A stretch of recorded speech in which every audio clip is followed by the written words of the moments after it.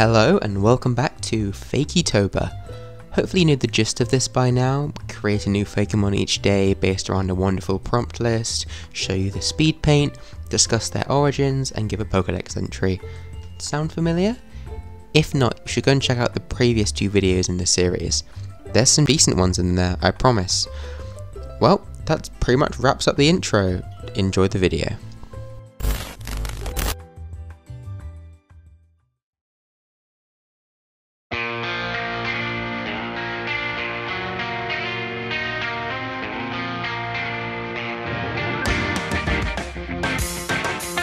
For the prompt giant, I knew I was going to do a Gigantamax form. That much was obvious. Choosing which was less easy, as there's a ton of potential for Gigantamax Pokemon among those that didn't end up with one. So I decided to consider which Pokemon got snubbed the most when it came to these forms. Dragapult has so much potential, but it's not anyone's main Pokemon in Galar. Morpeko deserved one, but Pika clones don't really get forms, and Grimmsnarl suits Marnie just fine. Dubwool? Maybe another day. No, the Pokemon that I believe got snubbed the hardest when it came to Gigantamax was Eldegoss. So you're telling me every other Dynamaxing gym leader's ace can Gigantamax, but Milo has to rock up to the Galarian Star Tournament with a Flapple? Yeah, not happening. I wanted to go for a hot air balloon as the inspiration here, as they float in the wind just like Eldegoss does on Route 5. This one turned out alright, but might be a bit small looking honestly. Gigantamax artwork looks best from a more dynamic angle, which I just didn't quite capture here, but that's alright. This is Gigantamax Eldegoss.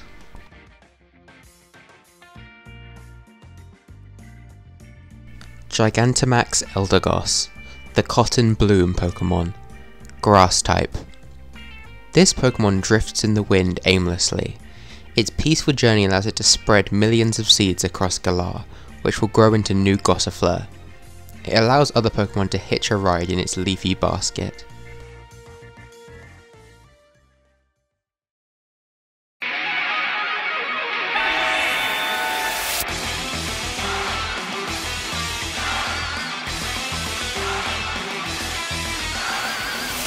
Alright, I know you've been asking for it.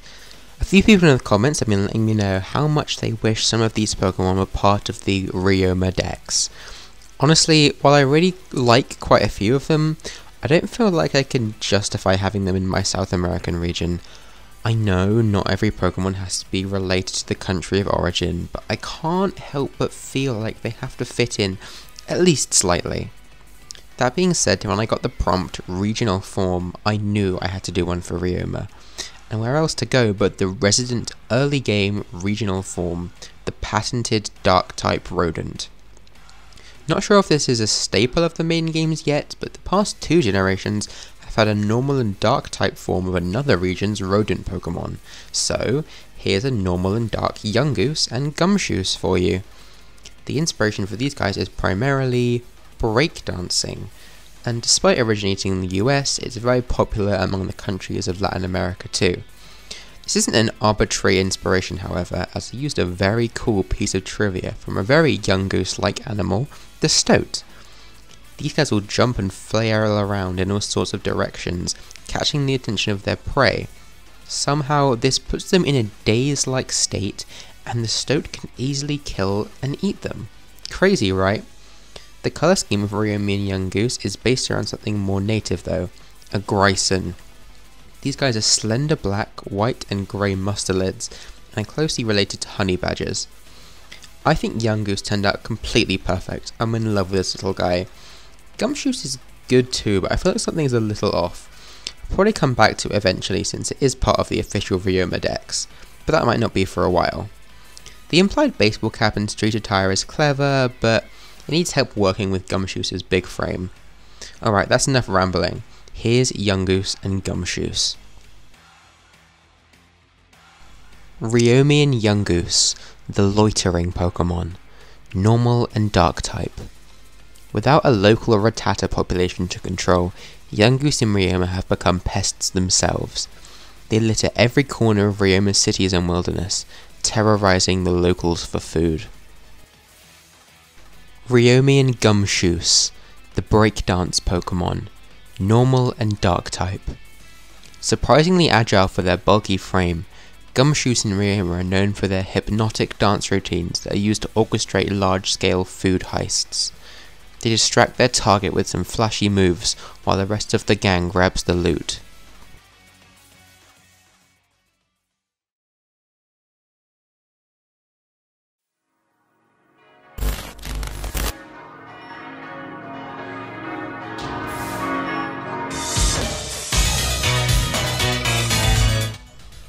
Okay, so this might just be me, but I'm seriously in love with how this one turned out.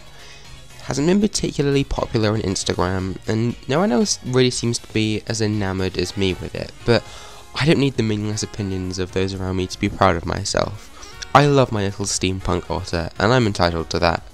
So yeah, basically the concept here is a steampunk otter.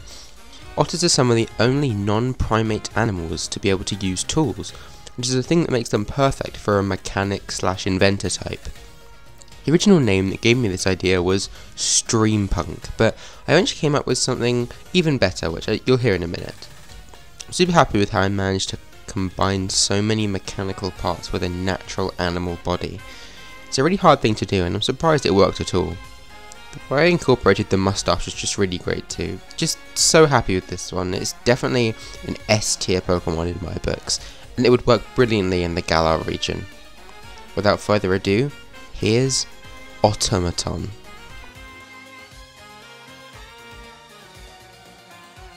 Automaton, the Tinkerer Pokemon, Water and Fire type. This Pokemon is incredibly smart, able to toy with metal in order to create new trinkets and gadgets. It uses this intelligence to maintain its metallic body. It has modified its body heat to be able to produce energy for its gadgets.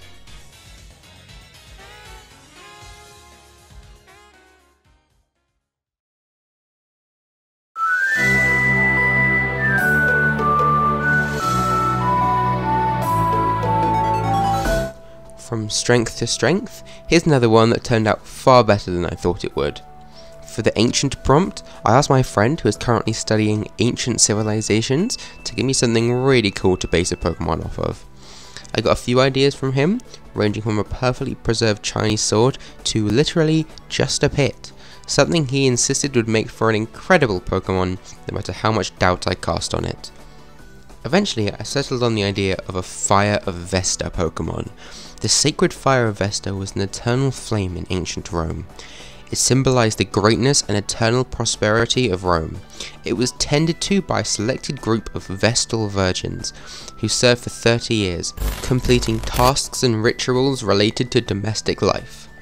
To reference this, I decided to make this fire Pokemon seem very maternal and homely, yet still fierce with power of a whole ancient civilization inside of it, which I think I managed to pull off.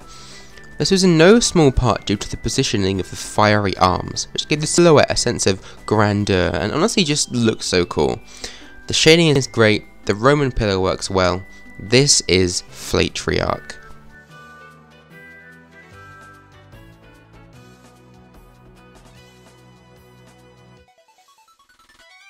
Flatriarch, the eternal maternal Pokemon, fire and fairy type.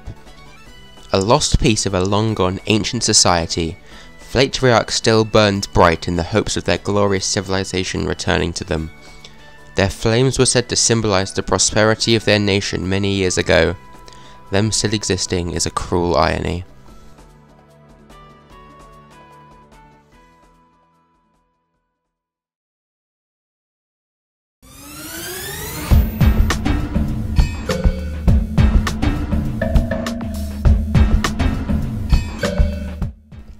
This is where the week started to fall off a little bit for me.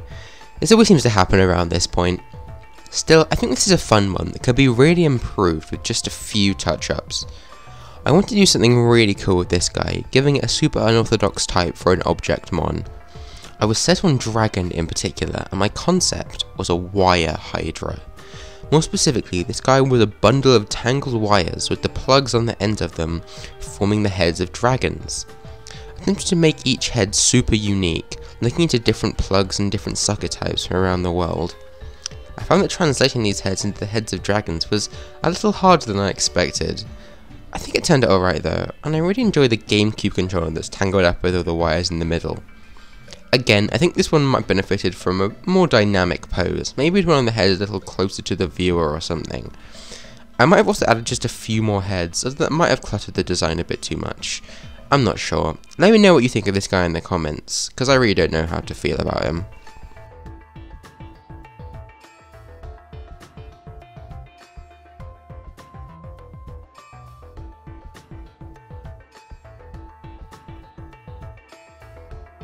Discordra, the Wire Ball Pokemon.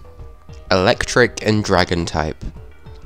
Overflowing with electrical energy, Discordra are formed in the homes of people when their organization skills of plugs and cords are lacking. Their outlets are said to give them the spark of life. Each plug head is said to have a mind of its own.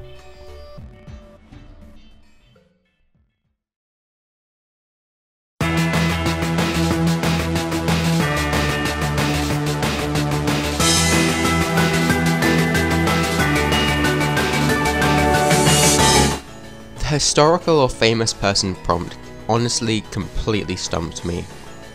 I went from a sketch of a pig Pokemon based on Boris Johnson that was just a little too political and current, to a very poor effort drawing of a mouse Pokemon frozen in ice based on the cryogenically frozen Walt Disney conspiracy theory, to a fire witch Pokemon based on Bloody Mary, and finally to the sketch you're watching now. If you're wondering what my previous ideas looked like, I promise you're not missing out on anything. In fact, you can skip this whole day entirely because I honestly just end up playing it super safe. It's not awful, but the amount of pain I took to get where I got makes the boring mod I ended up with seem a lot less satisfying. The concept is sound at the very least. I'll run you through it. This Pokemon is based on Napoleon Bonaparte, French military and political leader. I based this guy on a pig due to the swine character from George Orwell's novel Animal Farm of the same name. A connection that I feel very cultured to have made. That's not all though. I based this guy more specifically on a miniature pig, a reference to Napoleon's short stature and the famous complex that was named after it. A complex which this little piggy has. A Napoleon complex is where short people make up for their lack of physical imposingness with an imposing and standoffish personality, which works as a solid personality type for this little guy. Honestly, he's not the worst in the world. He's small and safe and typical, but I think his inspirations help him stand out. Hopefully you're right with him. Anyway, here's Bonaparte.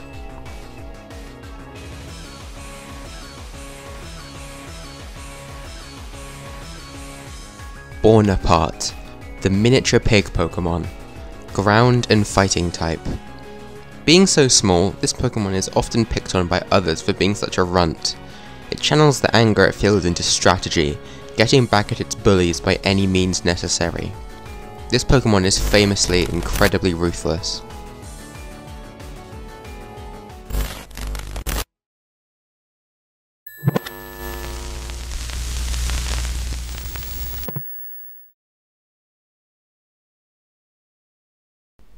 Legends tell of a heroic duo of brother and sister, destined to put an end to the darkest day. These Pokemon have become the stuff of legend among the people of the Galar region, but they know little of their origins. For upon the rugged Isle of Armor, hidden within the deepest depths of the Forest of Focus, one will find a grove where these Pokemon were raised. They have long since left this magical hollow, but if one were to venture there today, who knows what secrets you may uncover.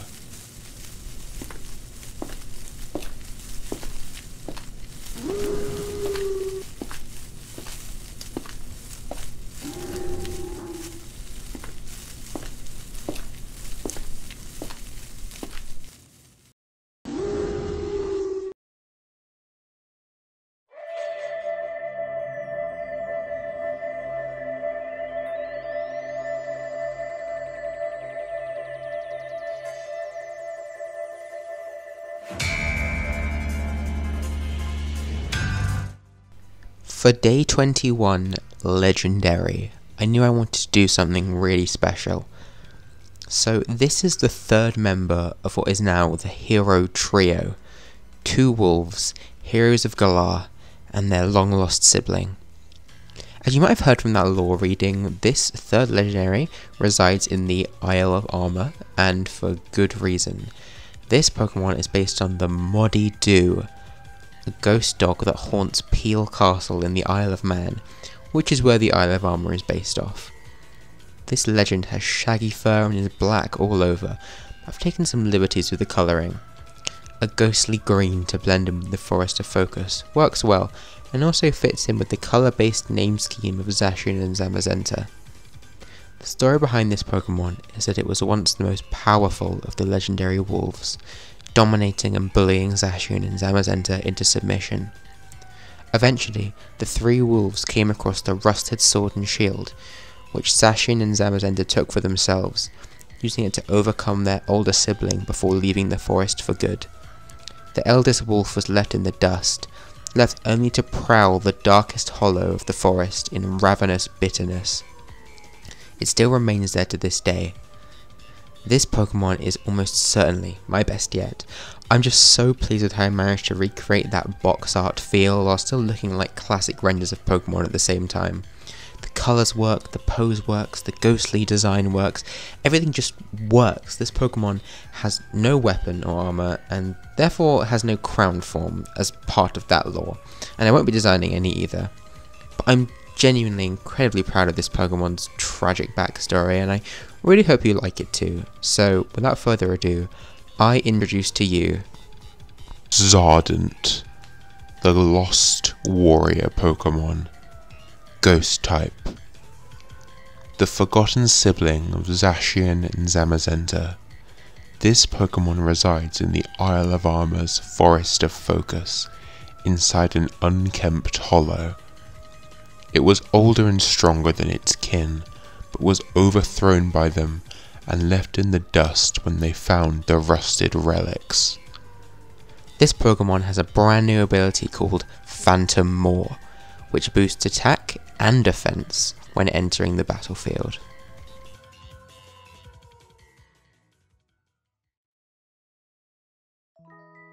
Well, that pretty much wraps up this week of Fakeytober. I hope you enjoyed this week's selection, as well as the lore reading of Zardent. Zardent's name incorporates the Zar prefix from its siblings, as well as the word verdant, a shade of green, and ardent, to be passionate or to glow. Just a little etymology for you. I try and put in as much effort as possible into the last Fakemon of each week, and I haven't made a wrong step yet. Let me know your favourite Pokemon from these videos so far, and consider subscribing. You can also follow me at Ryoma Region on Instagram. Share this video too, as I'm really pleased with how it turned out. Alright, thanks for watching. Ciao for now.